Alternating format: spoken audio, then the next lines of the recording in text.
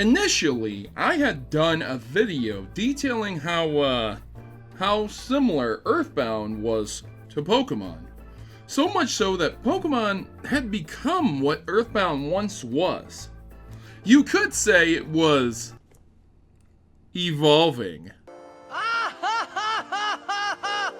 So today we're going to point out some of those, check some of those, and bring to light some more things that are almost identical from Earthbound to the Pokemon series itself.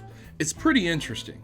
But before we get into that, as always, pledging $1 on Patreon is going to get you a day early viewing of videos like this, as well as all of my videos, and enter you into winning a new game each month as well, up to $60.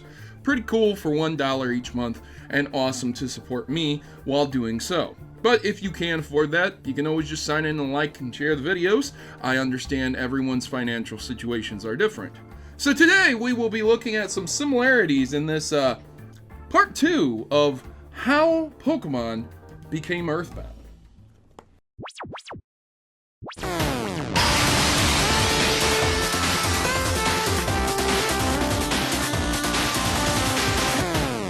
Ah, Pokemon. Such humble beginnings. Yes, I still have my Pokemon Yellow game, and Pokemon still works for the Game Boy. That's saying something, man. In our digital age, that could definitely raise an argument about how physical, old, well-made hardware still exists and works. But that's not what we're talking about today. Nevertheless, this is an interesting game that was extremely inspired through things in this game. So, how did that come about? And are those similarities still found in this game to this extent? Or are there more in this one versus this one? Let me begin by saying that the bicycle music changes in both of the games, believe it or not. I mean, this is something that kind of happens in some games and not so much in others. A lot of people won't notice it at first. It's like if you're riding in a car in an RPG game or something like Final Fantasy 15, it's not a big deal that the music changes. Nowadays, you can shift on whatever music you want, and that's really, really cool. But at the same time, these being incorporated into early RPGs meant that they took up a lot of space and a lot of room with their music, and both Earthbound and Pokemon have bike music that change when riding the bike. Pokemon introduced this quite at an early stage in the first games. Initially even could be found in red, blue, and green as well, not just the yellow addition to those three. Take a listen to both.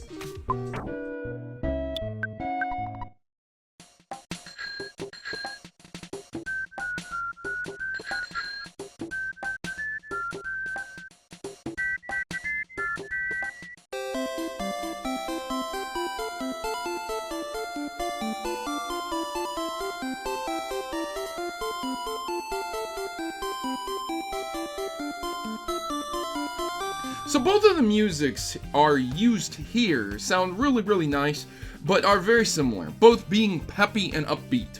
One of the massive differences, though, is that you can only use a bike in Earthbound alone. And yeah, in Pokemon, you can use a bike alone too because you travel alone, but in this version of Pokemon specifically, you have a partner following you. And it's for such a short time in Earthbound itself, it's very silly. That's the main difference. You're getting the bike and you have very little areas to use it in, and you get Paula very shortly after getting the bike initially, and there's almost no time to use the bike unless it's after the game. And it's like a tease, man, and the mechanics were really, really bad, to tell you the truth, because it wasn't a grid-like structure, so there was a lot of things you could get caught on and stuff like that. So I'm really glad that they fixed that with Pokemon, and you couldn't even ride a bike with a teddy bear in Earthbound following you. Just a teddy bear, not even a separate character. But in Pokemon Yellow, again, Pikachu follows you and the bike is usable. Again, another fix that came from Earthbound after its original use of the bike in its game. And both Pokemon and Earthbound gave the bike to the player, with Pokemon requiring a voucher and a rental, but essentially it's being the same. You rented out bikes. You didn't just outright buy them or anything, or rather you couldn't. That's kind of a running joke in Pokemon. And both games did not allow the player to ride the bike in certain areas. In Earthbound, it was much more restrictive and limiting, but in Pokemon, the players are consistently reminded by a certain professor about not riding their bike in certain areas. It's so much so it's become a meme. But who knew a simple little bonus mechanic was so similar, the only difference being that Pokemon fixed a lot of its problems of its predecessor in that regard. More than likely, if Earthbound was only a single player RPG, meaning it was just Ness and no one else, it would likely have been similar to Pokemon here, where you could ride your bike anytime you wanted. But that's not how it went, and so there we go. But you know what else changes the music when you ride it, and is both in Pokemon and Earthbound? The bus. Oh yes, the Executor Express in the Alola region added the use of buses, but Earthbound had them as, well, one of the more needed required parts to get past some pesky ghosts in the game. Yeah, but still, it's interesting because something so minute like a bus ride can be so similar yet again.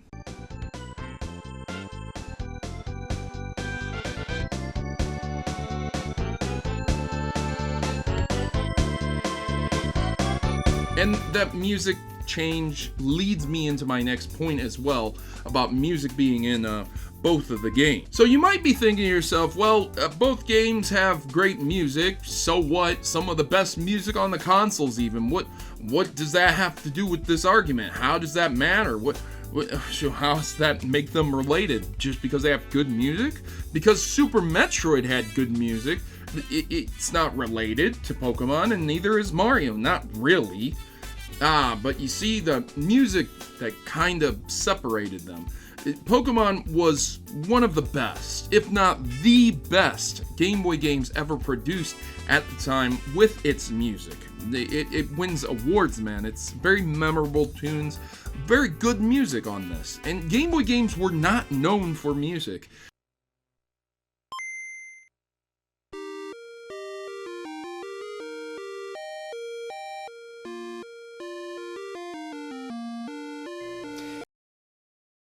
It was an 8-bit device with a native mono sound capabilities, the graphics akin to an upgraded Atari Puke Green or Monochrome, and it wasn't a powerful device at all. Here in my hands is a Game Boy Color, and this is an upgraded version of the original Game Boy and Game Boy Pocket. And yes, it does display color, but it doesn't have a backlit screen. And again, it's native mono sound. This does not have good speakers. Good enough, you can hear the music, but this isn't how you would want to listen to them. It has support for a headphone jack, yes, and we're not reviewing the Game Boy Color or anything. My point is, this was not a device that you would get to listen to music, and yet, this game here is very well known for having some of the best music on it of all time.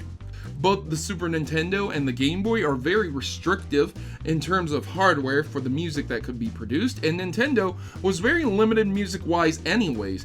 Because the Super Nintendo was the next step up, Nintendo didn't necessarily have a lot of experience time-wise developing for music in gaming. This was the 16-bit era. It's not like this was the GameCube or anything, and they had several generations under their belt of music development for games. This was the second major entry into their consoles, so it's a big thing when they were putting music into games the way they did with Earthbound and Pokemon to that extent. Both games pushed the boundaries and the limits when it came to music, but not only that, they also pushed the boundaries and the limits of the storage. I mean, seriously, these were some of the biggest games for their devices. Both games had extensive developmental problems. Earthbound wasn't almost finished, like literally halfway, it almost got stopped completely.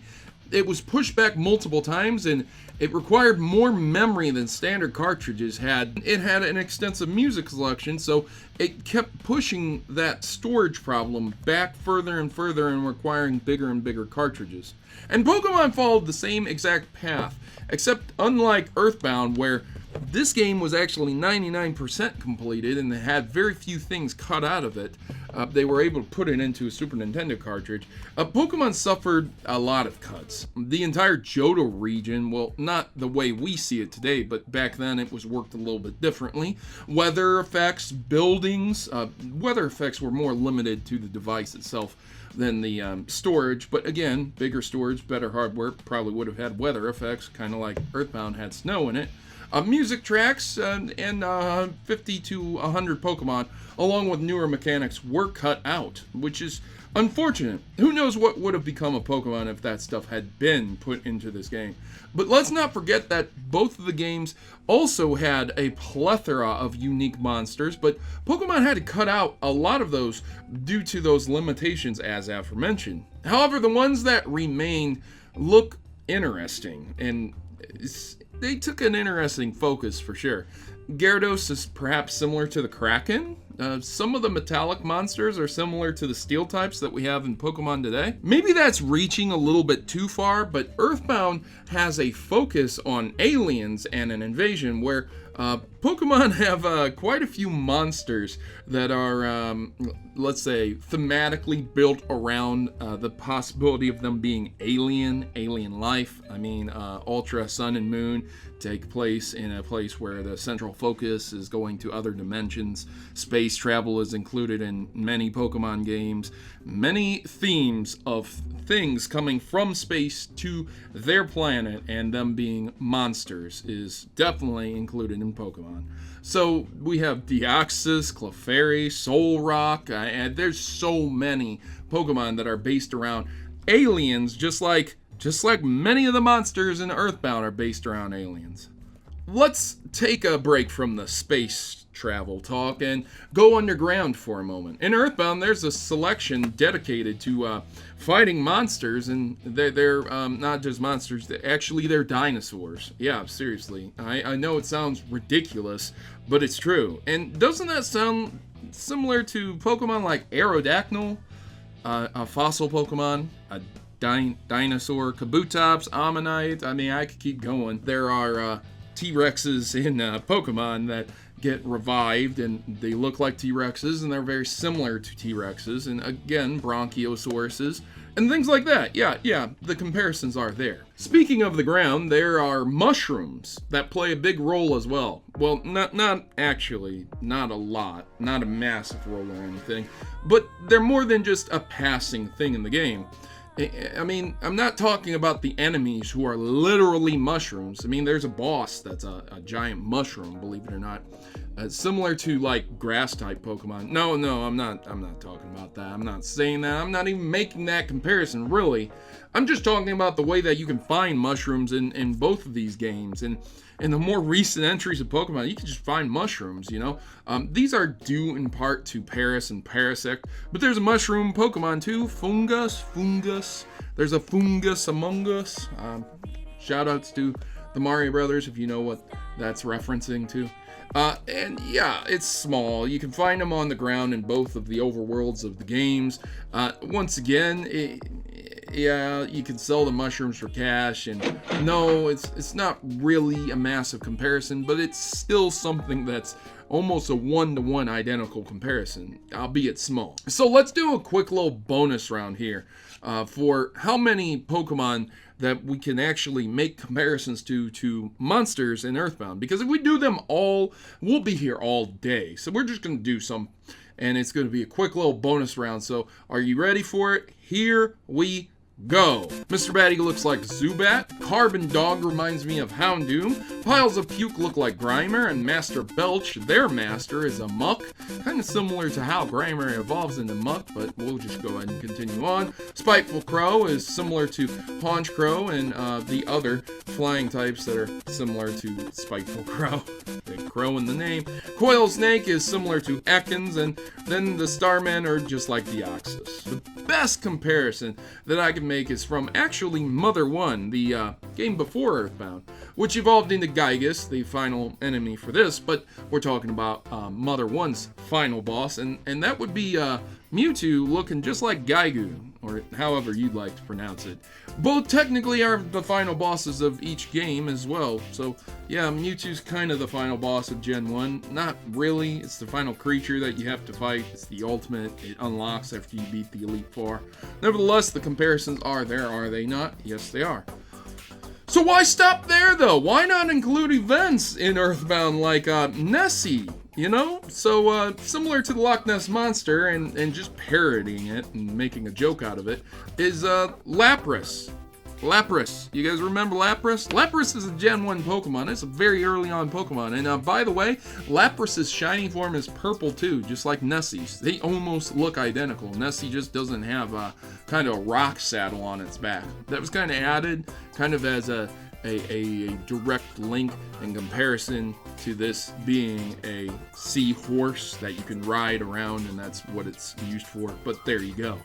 Let's finish up this video with one definitive example. Ape and Hal had worked on Earthbound, and do you know what Ape became? Ape became Creatures. And you know, Creatures Inc. was established on November 8th, 1995, and was made up of former staff from Ape. So that's what we would consider a smoking gun. Creatures was known for making Pokemon card games and toys for the Pokemon franchise, among many other things, and their involvement is very well known with Pokemon itself. And that, ladies and gentlemen, is how Earthbound had transformed into Pokemon. It's odd, too, because they were developed around the same time period, same period of development time in the early 90s, and they were published in the 90s, too. Just Pokemon came after Earthbound, so kind of funny how that works out, isn't it?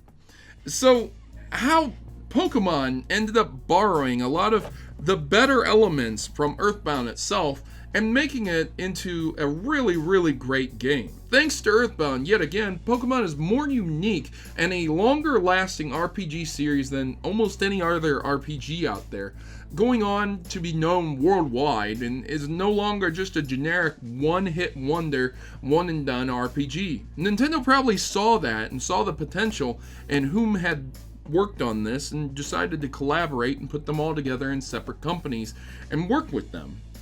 So, ladies and gentlemen, what other examples did I miss? Was it Pokey, the neighbor, becoming Ness's rival and nemesis, just like Blue did with Red? Or was it being able to teleport town to town with Ness, like flying on the back of a Charizard? Island to island. Let me know in the comments below and tell me what I missed. And I've been yours, Protomario, and I'm signing out.